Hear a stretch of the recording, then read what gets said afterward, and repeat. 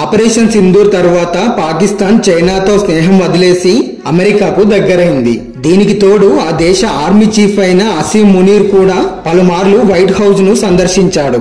ఈ నేపథ్యంలోనే ట్రంప్ అనేక సార్లు ఇండియా పాక్ల మధ్య న్యూక్లియర్ వార్ ను నేనే ఆపానంటూ సెల్ఫ్ డబ్బా కొట్టుకున్నాడు. ఇందుకు గాను అసీం మునీర్ యుఎస్ పర్యటన నేపథ్యంలో అమెరికా అధ్యక్షుడైన డొనాల్డ్ ట్రంప్ కు నోబెల్ ప్రైజ్ ఇవ్వాల్సిందేనని, దీనికి పాకిస్తాన్ ప్రజలు సంపూర్ణ మద్దతు ఇస్తున్నట్లు మునీర్ వెల్లడించాడు. అసీం మునీర్ వ్యాఖ్యలే డొనాల్డ్ ట్రంప్ కొంపముంచాయా, లేక యుఎస్ మాజీ ప్రెసిడెంట్లు నోబెల్ ప్రైజులు అందుకున్నారు కాబట్టి ఆ లిస్టులో నేను కూడా ఉండాలనే స్వార్థమా? ఇంతకు పాకిస్తాన్ మిత్రదేశమైన చైనాను వదిలి అమెరికాకు ఎందుకు దగ్గరైంది? అమెరికా పాకిస్తాన్ ను ఎలా వాడుకోబోతుంది? డొనాల్డ్ ట్రంప్ నిజంగా నోబెల్ శాంతి బహుమతికి అర్హుడేనా? ఒకవేళ నిజంగా అర్హుడైతే అతనికి ఎందుకు నోబెల్ ఇవ్వలేదనేది పూర్తిగా తెలుసుకుందాం. వీడియో చాలా ఇంట్రెస్టింగ్ గా ఉండబోతుంది. చివరి వరకు చూసే ప్రయత్నం చేయండి.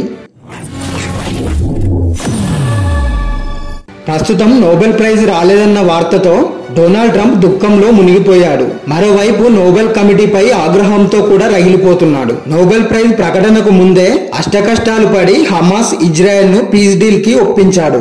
దీంతో ఈసారి నోబెల్ పక్కా అనుకుని ట్రంప్ తడిబట్ట వేసుకొని నిద్రపోయాడు. హమాస్ ఇజ్రాయెల్ తో పాటు మరో 6 దేశాల మధ్య యుద్ధాలను పూర్తిగా నేనే ఆపగలిగానని ట్రంప్ పలుమార్లు సోషల్ మీడియాలో వెల్లడించాడు.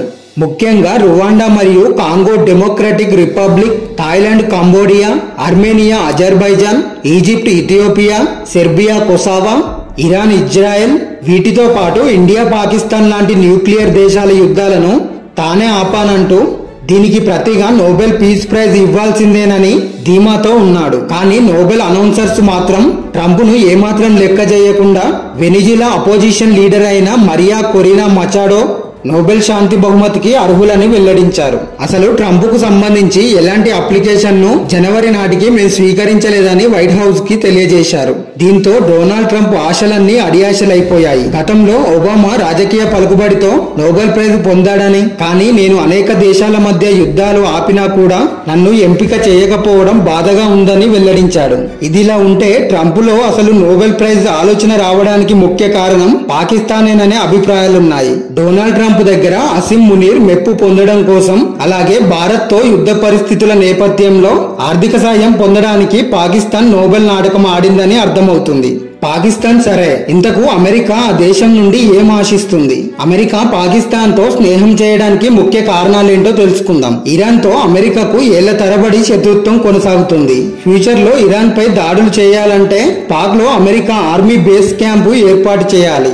అందుకే పాకిస్తాన్ ఫ్యూచర్ లో భారత్ కు సరఫరా చేసేంత ముడిచమురు నిక్షేపాలు ఆ దేశంలో ఉన్నాయని ఇటీవలే ట్రంప్ వెల్లడించాడు.